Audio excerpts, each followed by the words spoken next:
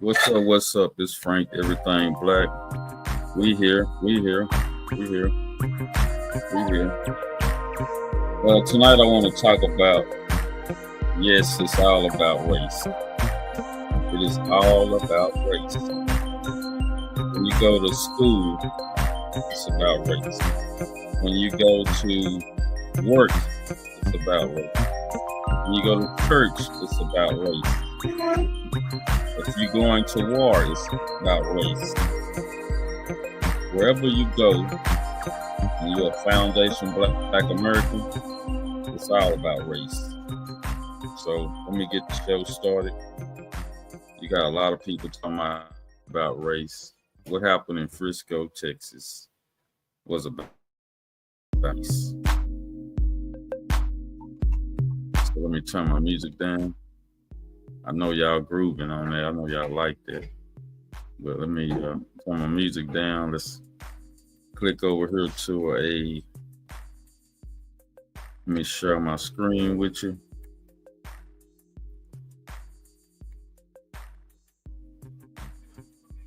Did I lose that video? Uh-oh.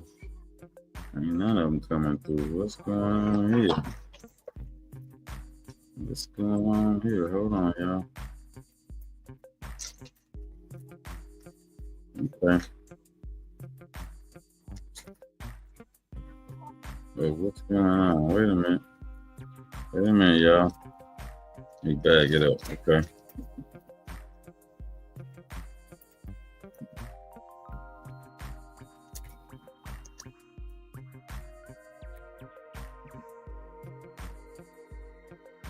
Okay.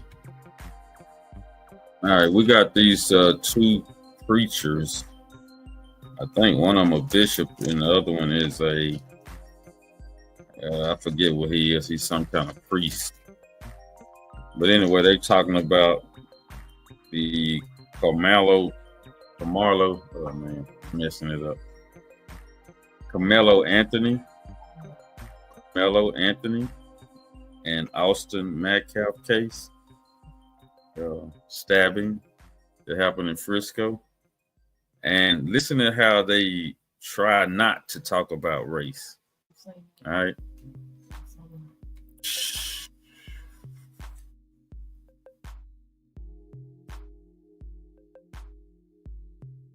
Turn bad. So let's talk about it. Bigger than all of the things that social media putting out there. I want to get down to the root of it. First of all, when you're dealing with teenagers, and then you got one guy, first of all, I want to say I have compassion for the young man that died, for his family, for anybody to lose a life. But let's weigh it out. Let's look at it for real. There's always something that's out there that everybody want to bite on and speak about, but we don't look at the true facts in the whole situation. Let's turn the shoe. Let's just turn it. Let's say if here was a white guy that was on a tent and a black guy come up and tell him, hey, you need to get out under this tent. I use YouTube, Facebook, and the white guy said, make me. Using this for educational purposes only. On him, and the white guy come out and stick him with a knife. I wonder, I'm just gonna be honest now, this coming from a pastor perspective, because I love everybody. Would the table be what's on the table now? They give Let me go back. He said that he bond. loved everybody. Listen to this.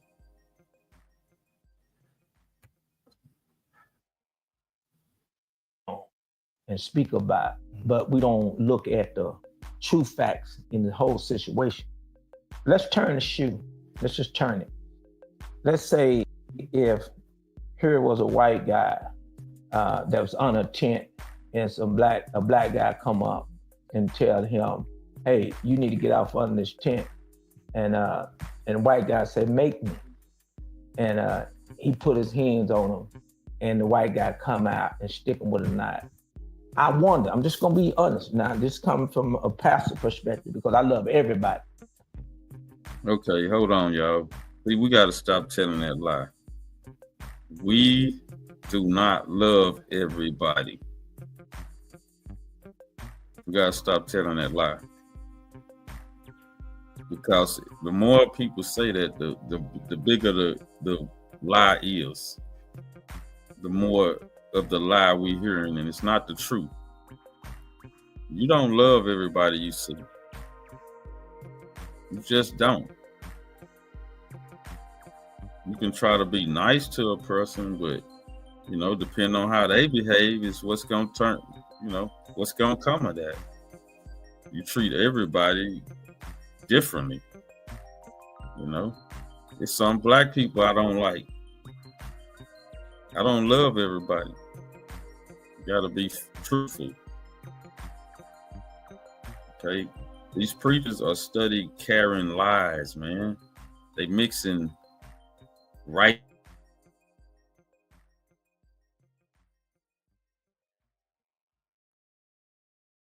lies. And that's the problem here. That's the problem we have.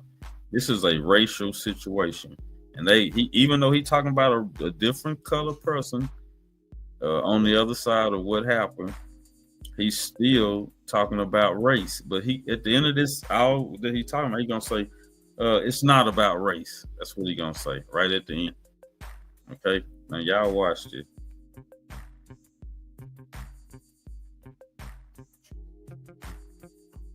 My bad. I didn't put it on. All right, here we go. Would the table be what's on the table now? Would they give that guy $1 million bond? Let's think about it. Or let's look at it this way. Would society see the same situation in the same perspective we see and hear today? I don't think so. I'm just gonna be honest. But it was a bullet situation. I got to say that, because if you're not the school teacher, you're not the coach, you don't own the tent. What makes now they calling it a bully situation? He's not running around bullying another white kid,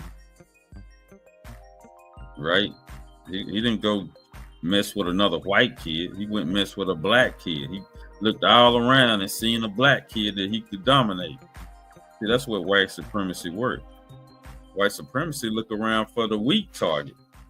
They don't go mess with the masculine tough guy. They go find the weakling guy, the real weak guy, the real small guy, where two of them can jump on and beat them to death. Right?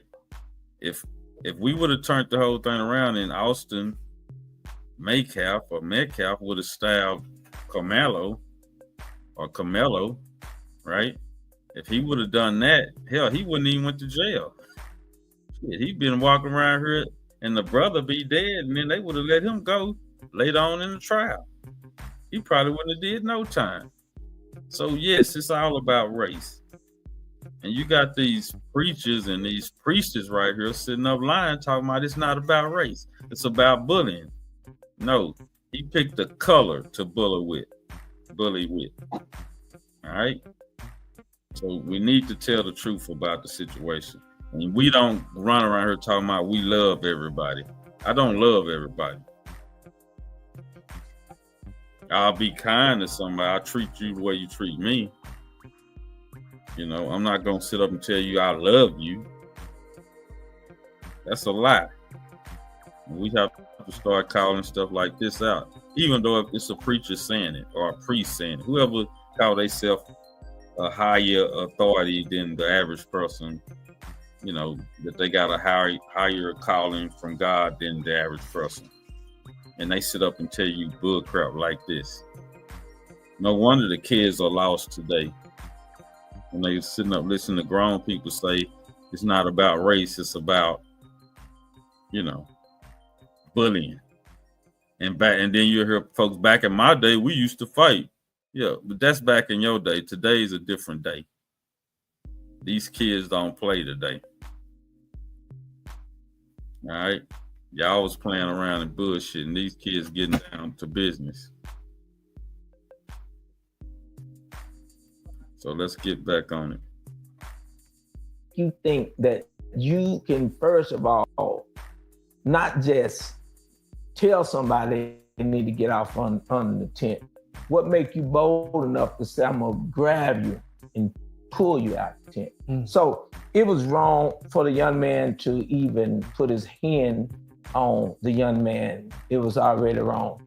Number two, it was, I hate that it happened, but I think that we need to be fair about it. I think the young man, why did he have a knife? Somebody said, what are you doing with a knife on school? Why would he keep a knife on him? He didn't plan that somebody was gonna come and tear the moor out from under the tent. He's known, he's a famous person in his school as a football player. And I think that he was trying to, and it cost his life. I'm just gonna be honest. Wow. And sometimes, bullying, it don't always come out like the bully get picked on and jumped on. Sometimes you have some of these guys, the young man that, I had bullies that would tell me to get on, and I went through that. So I know what it's like to be bullied. And so, but out of fear. You think that happened out of fear? I think he did it out of fear.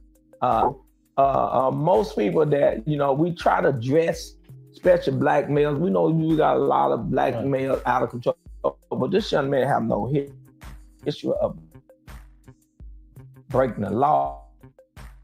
He have no history of missing school. Right. Nobody know him as running around acting bad. So let's look at the circumstances. It's not based on it's black or white, but it's based on what is right, And so we have to look at that and we have to weigh it out, Joker, because I think that situation, I think that this is a time that we can give it a different look, a different approach. And I hope and pray that this man, family, somehow I heard the father saying we forgive, and but they said justice. Christian, real Christian, we can't say we forgive, then we vote justice. That's right. Such a thing. We fake it and shake it. Yeah. A real Christian, I know it hurt. You got to forgive and let God do the rest. And so. See, when black people say Christian, that's one thing. But when white people say Christian, they talking about white supremacy. See, white supremacy, the religion of white supremacy, Christianity, or any religion, that is the religion of white supremacy. Their beliefs is backed up by action. They believe in white supremacy. That's their religion. It's not Christianity. That's just a word that they use. And then black folks try to use it too. And they think that they mean the same thing. If you ask the white Christian where he going when he leave this planet, he going to heaven. He going to a white heaven. He's not going to a black heaven. It's not going to be mixed full of people. But Christians believe that it's going to be a mixed place. Everybody going to be loving each other. Everybody going to be straight. But a Christian, they believe everything going to be white. They don't see black people up there. So y'all get that straight. It's all about race. And I wanted to back up for y'all to hear the other guy over here talking with. He's just as bad, and if you want to hear the whole thing, just go to that Street Stars channel. They have some good info on their content. I like it sometimes, but if y'all do, just go check it out. I'm finna bag off of here and go to something else, because we got to keep it moving. Okay, here's the next one.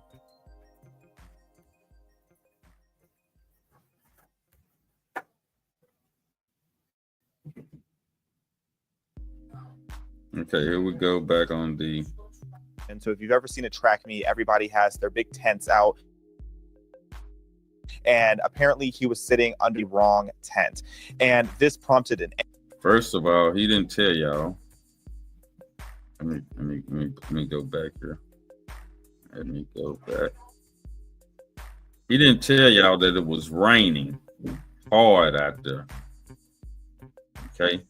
That's what they failed to share with y'all. I mean, if you're going to talk about this topic, share with us the whole truth. Be honest with everybody.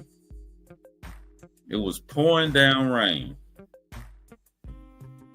Carmelo went under the tent to keep from getting wet.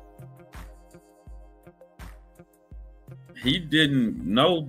I don't know if he was aware that it was the other team's tent, right? And if he was aware, he was just trying to get out the weather. It was pouring down rain, right? I don't think he was doing any harm by going under another team tent. And everybody keep calling. He was telling him he was in the wrong seat. He was just under the wrong team tent. It had nothing to do with the seat he was in. So let's stop telling that lie. It was all about he was trying to stay dry. He was trying to get out of the rain. Tell the truth, people, when y'all come on here telling y'all remix to the story. It was raining. He was trying to get out the rain.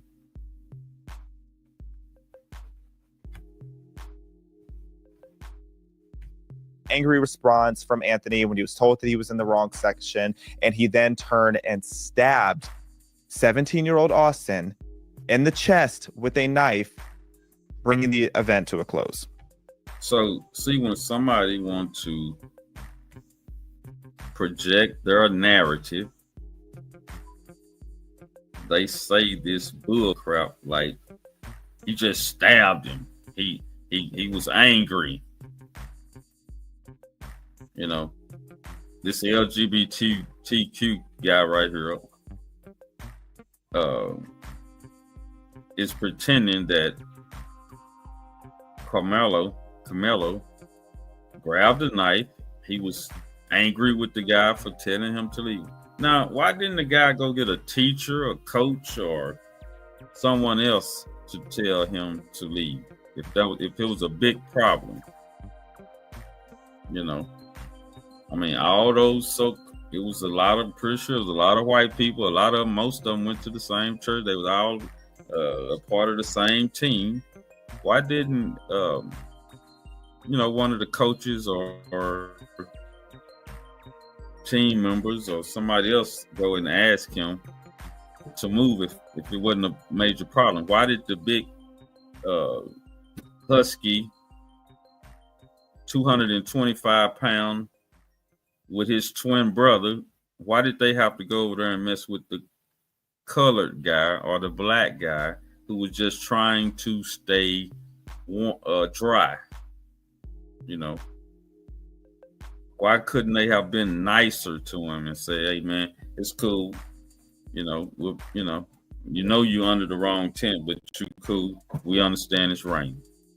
And this guy would have went back where he was, and everybody, it would have been a beautiful day that day. Everybody would have went back to their lives. But oh no. The suspected white supremacists had to go over there and mess with the brother, who wasn't messing with anybody, and tell him Because, you know, white supremacy is all about dominating. It's all about power, you know. And then not only did he tell him, there was witness that said he grabbed him. But before he did all that, the brother had already told him, don't put your hands on me. And as far as the knife is, you know, black people always have to protect themselves wherever they go, whether it's to school, whether it's to a track meet, whether it's to church. No matter where you go, you better have some type of protection on you, and you black. In a white supremacist world, you better have some type of protection on you or be ready to fight it at an instant. Especially when you're dealing with white supremacy. Okay. Let's get back and listen to this sassy man right here. So the quick update on that is Carmelo Anthony has since been arrested at the scene and charged with first-degree murder due to the allegations, because for legal reasons, I still have to say everything is allegedly, even though there were many witnesses to this very public, heinous, vile crime out bond in Collin County Jail, and I truly hope he's being charged as an adult. Now, the story just gets more and more sad. When you see this type of talk he's doing here, this is why white people don't have any compassion for us. See, when they can throw a black man, but this is a black sassy man, when they can throw him in front of you and say, I hope he get, I think he said death penalty, or did he say a long term in jail or prison, a long sentence? I mean, they wish the worst for us. I'm sorry. They wish the worst for us, our own people. Right? So if our own people wish the worst for us, what you think white people gonna do? When you have a sassy man talking, using white supremacist talking points, how you think white people gonna feel if you got a black man saying this? They ain't gonna have no sympathy. They don't have no sympathy right now. It don't matter what happened. A black guy stabbed a white man. It don't matter whose fault it was. They want his head. They don't want now another black person to think about touching any white person. That's how they want it. That's how it's always been. Up until now. Now, oh yeah, they gotta come on with it now. Let's see how the white society or white supremacy system worked on this case. Like Tupac, all eyes are on y'all. Because black people are watching this. Are we supposed to walk around afraid for y'all when y'all try to bully us? Are we supposed to be afraid? Are we supposed to just let you beat us? I heard some people say all he gonna get was a beating. You don't know, that man could have killed him with his bare hand. This guy wasn't but 130 pounds. Those twins combined weighed probably 450 with combined weight. And they saying that both of them were messing with it, not just one. You know, when it's two or more, and it's just one black guy, yeah. Like I say, this is all about race.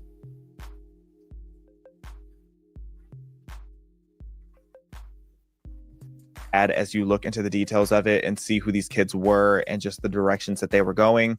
When you look at Austin Metcalf, this 17-year-old, again, identical twin, I can't imagine the horror of that, having someone that is literally a mirror image of you that you spent your entire life with being, you know, two peas in a pod, and having that identical twin die in your arms is tragic enough, but it's especially tragic because Austin was such a good kid. He was, again, a 17-year-old junior at Frisco Memorial High School in Frisco, Texas. He was a standout. This man don't know if he's a good kid. He don't know that. If he's a good kid, why you go over there and mess with the black man? Why you go there and mess with the black youngster? He's a good kid. You see, white supremacy wants you to think that everybody that's white is good and everybody black is bad. And you got a black man saying it.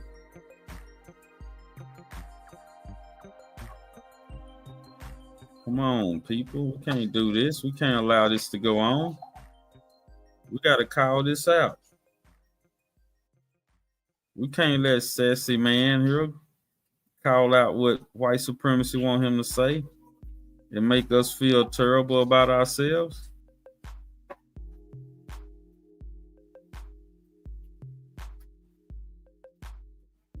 Now, the truth is going to come out about Mr. Metcalf and his family. I think a few stories are out there already about the dad and why the mama left.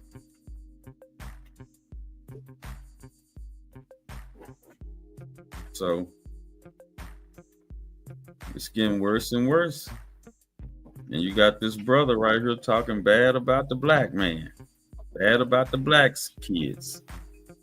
Everybody bad. If you black, you bad.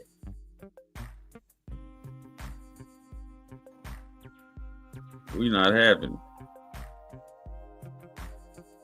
So let me go to another one. I mean, these raccoons are coming out. I mean, they coming out hard against the young brother, Mr. Anthony. They're coming out hard on him. And don't nobody seen the television or the white media is making sure that this guy is a murderer before he even get a trial. He already called the man a murderer. You don't even know what took place. None of us know what took place. Even on that police report, it's biased. Even on the police report, it's biased. You know what I'm saying? So nobody know what happened, what really happened. But they already got this man convicted before the trial. I'm talking about the white media. Everybody's on code. Black people, we got to get on code like that. That's what we got to do.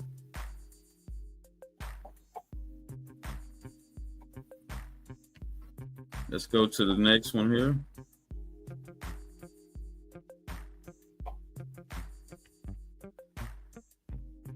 I want to share this with y'all because things are coming out right now.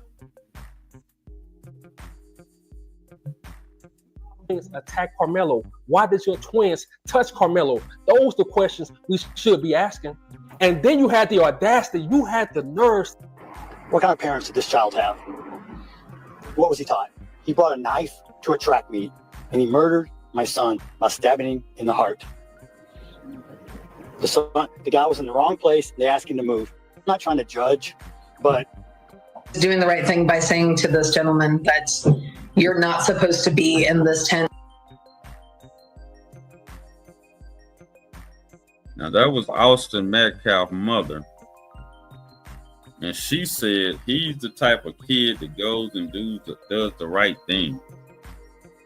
And the right thing was telling this kid to move because they had personal items under the tent.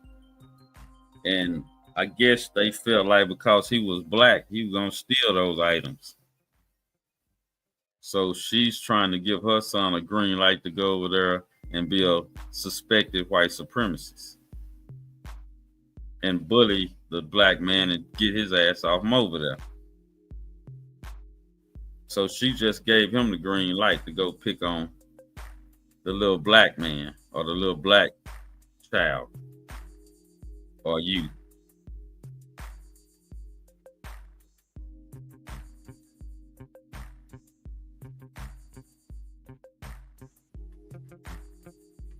This is like because they have personal items there. I'm not trying to judge, but what kind of parents did this child have? What was he taught? He brought a knife to a track meet, and he murdered my son by stabbing him in the heart. The guy was in the wrong place. They asked him to move. Damn, the audacity. This woman sat there and basically said that Carmelo was under that tent to steal, that he came under that tent to sit there and steal, making. Yeah, I like this brother here. He's the truck driver. Got his own little podcast. He does a good job. Does real good investigations. I like his show. Y'all can go check him out. Let me speed it up here. I think he get into Metcalf family history. I think he get a little bit into that. Let me go on here and. Why did your twins touch Carmelo? Those are the questions we should be asking. And then you had the audacity, you had the nerves to diss Carmelo's parents. And I told you, Jeff, you can't be doing that, man. Pull up the files. Jeffrey Metcalf in 1984, you were speeding. 1992, you were speeding again. In 2011, you caught the essay charge, which was a second-degree felony. Now let's go back to those questions, but this time let me ask you, what kind of parents did those twins have? What was they taught? And look, I know it's the past, but you have to realize if Carmelo's dad had these TV, it would be all over social media. So that's why on my channel, I just keep the same energy, partner. This family and the news outlets are trying to sway the jury right now with faces. He thought that he can wear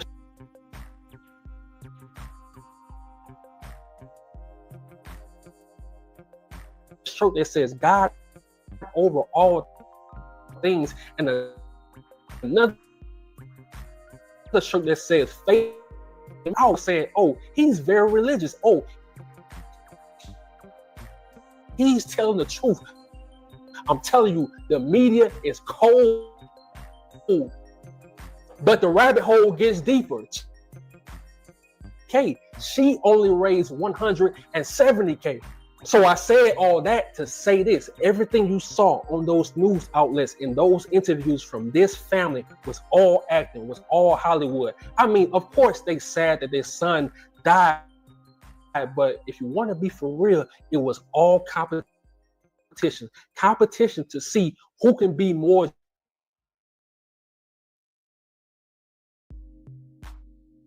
against our people. So that's why I always say sometimes you have to sit back, be quiet, and use your common sense. He's a real estate agent. He can film him. He can do that all on demand because it's all acting. And she only raised $170K. I'm telling you, later on in this case, I'm gonna keep watching. You know that messing up. Every time we get. To be honest, in my opinion, Carmelo can beat this case. This family is dysfunctional and divided. Carmelo's family over 17 years. I'm telling you, that plays a huge factor. A family that's together and have the support of the people, they can't lose. So to Carmelo's family, we stand with you. And just like I promised y'all, here's the other half of that clip. I'm out. So prior to the big delivery out, but things just wasn't the same. Yeah, I don't want to hear that, y'all. That last part, he's singing about Metcalf's family breaking up and all that stuff. But you see, that family is dysfunctional. They're not even together no more. He was in some kind of sexual assault case or something like that. He's a real estate agent. And I think her and her sons work at a pizzeria. So that's something to look into. All that's going to be brought up during court. So those are some facts that we all need to pay attention to. So anyway, I just wanted to let y'all know that how they are saying that it's not about race. Believe me, y'all, it's all about race. Everything you do and say in this system is all about race. So y'all join me next time on Everything Black. Same time, same back channel. Y'all know I'm lying shit. I don't never do this the same time, same back channel stuff. But I appreciate y'all joining me and watching and staying in touch. Everybody be blessed and be watchful and take care of yourself. See you later.